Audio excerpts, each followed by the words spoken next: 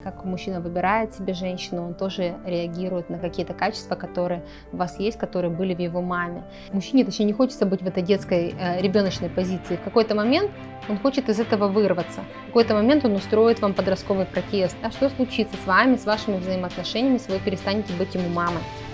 Что случится? И вот этот страх, вот он и будет истинным ответом.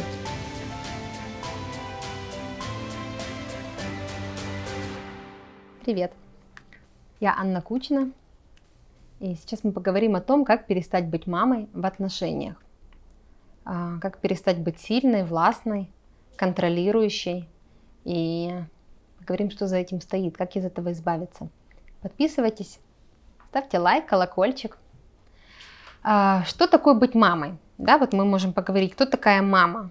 Мама – это такое большая, сильная, властная, очень ответственная, это огромная фигура.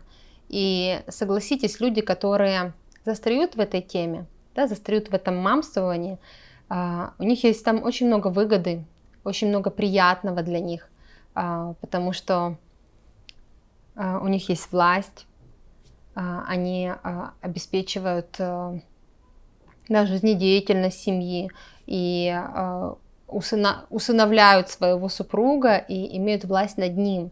И это такая большая скрытая выгода, которую они даже не отщелкивают. И быть мамой, вот вы можете представить, что с мужчиной происходит.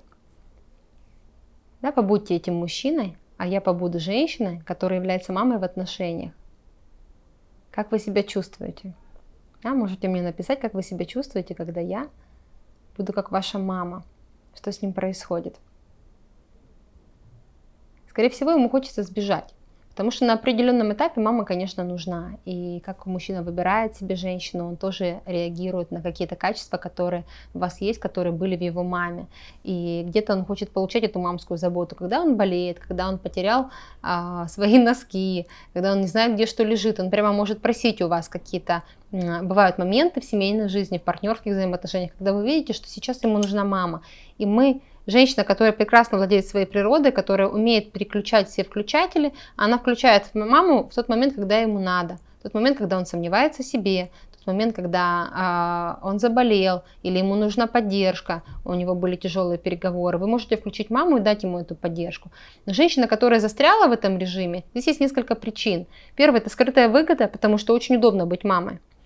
А мамой быть очень удобно, потому что не страшно. Да, вот очень много страха есть, что когда я не буду в таких мамских взаимоотношениях, тогда он может быть в папских взаимоотношениях, или тогда он может быть в партнерских взаимоотношениях.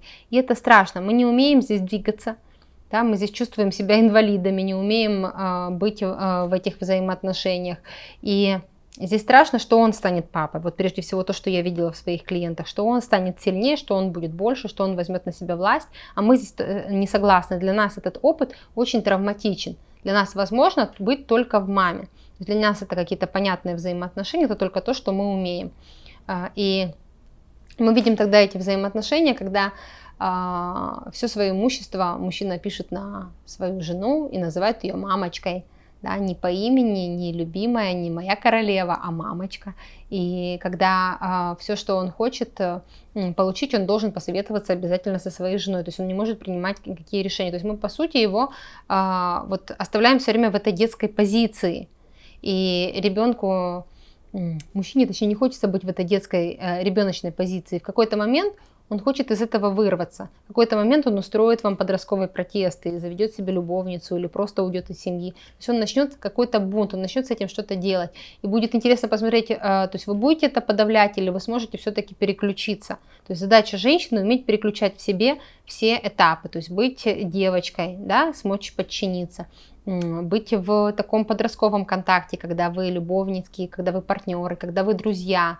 И быть в мамской позиции тоже хорошо. То есть, но нужно в это все не заигрываться, а уметь это все переключать. И у меня на странице есть чек-лист, да, в Инстаграме, на Фейсбуке можете зайти и скачать о ошибках женщины во взаимоотношениях. И здесь одна из ошибок – это быть мамой. То есть, если вы сегодня в этом заигрались, посмотрите, какая причина, какая скрытая выгода, как вы себя там чувствуете.